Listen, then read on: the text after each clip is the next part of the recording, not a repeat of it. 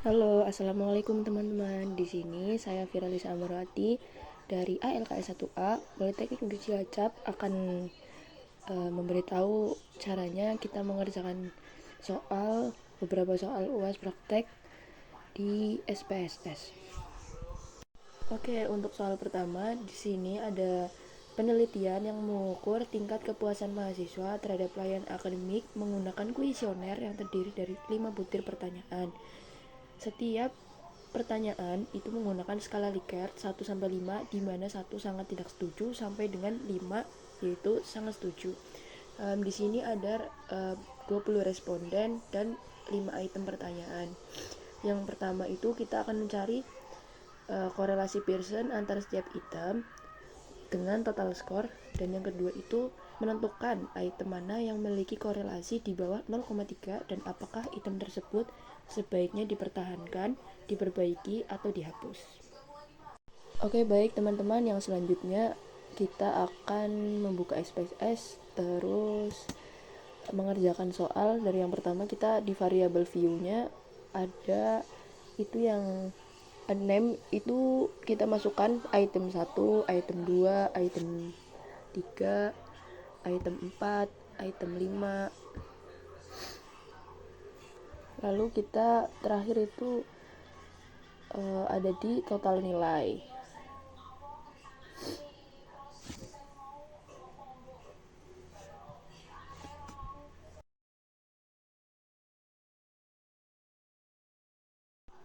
Selanjutnya desimalnya itu kita buat 0 semua.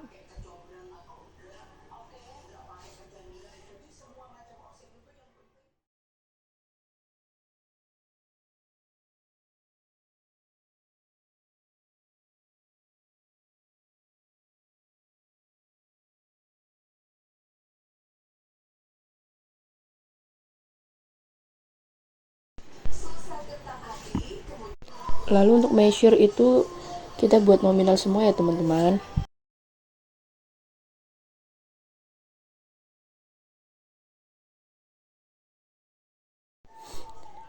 Untuk data view-nya nanti akan seperti ini. Jadi ada item 1, item 2, item 3, item 4 seperti yang sudah kita input di variable view. Nah, nanti kita masukkan data respondennya, data responden dari item 1 sampai 5 itu ke data view.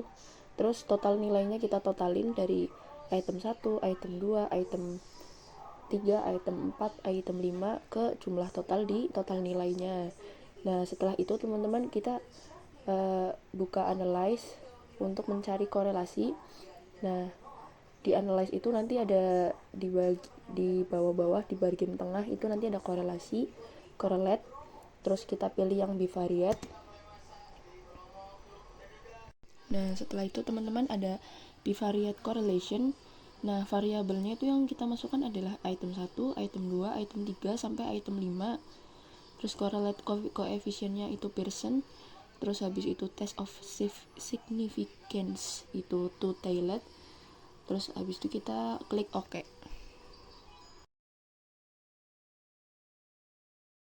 Setelah kita klik OK itu nanti kita akan beralih ke output yaitu correlation. Nah, dimana kita bisa mencari antara hubungan item 1 dengan yang lainnya yang bisa kita lihat seperti itu.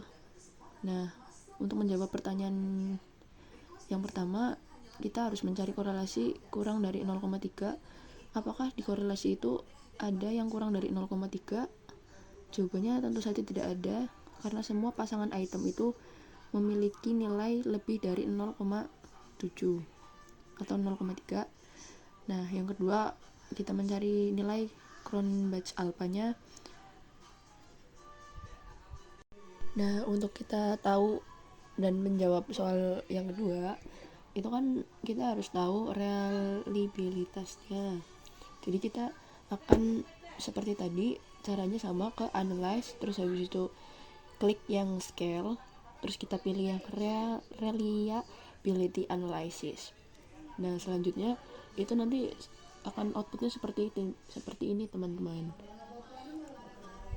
Terus bagaimana dengan nilai Cronbach alpha-nya, yaitu senilai 0,967. Itu ada di tabel reliability statistik, yang artinya dimana nilai itu sangat tinggi menunjukkan bahwa reliabilitas yang sangat baik. Artinya kelima item punya konsistensi internal yang sangat kuat dan kemungkinan besar mengukur konstruk yang sama.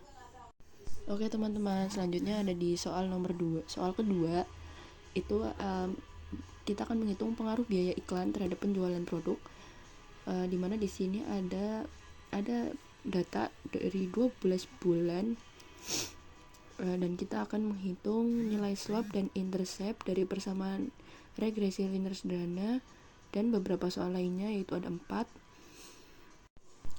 Nah, untuk soal selanjutnya itu yang kasus 2, kita buka SPSS lagi, terus name-nya itu ditulis X, terus labelnya diisi dengan biaya iklan, terus yang kedua Y diisi dengan penjualan.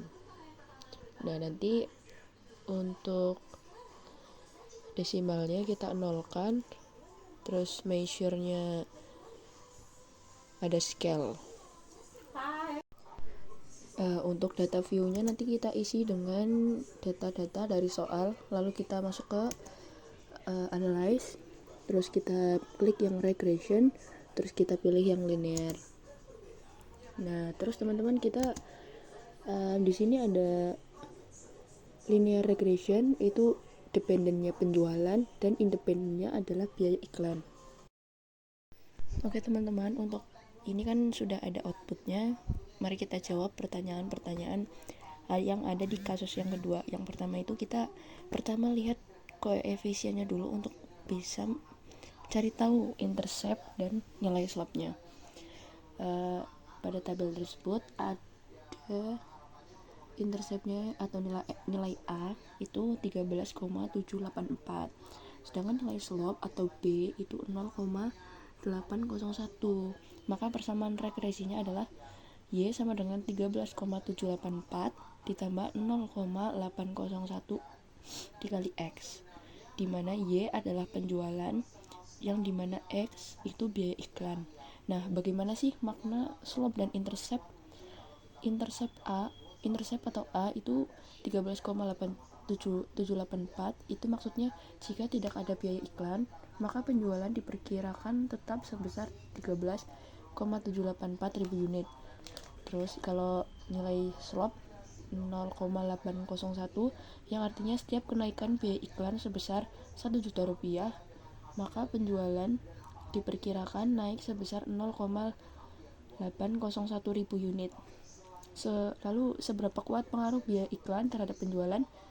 Mari kita lihat korelasinya itu R square itu 0,995, yang artinya korelasinya itu sangat kuat. Terus yang dimana artinya adalah biaya iklan itu berpengaruh sangat kuat dan signifikan terhadap penjualan.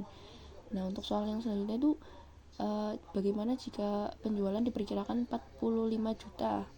Maka menggunakan rumus yang sama, yaitu Y sama dengan 13,784 ditambah 0,801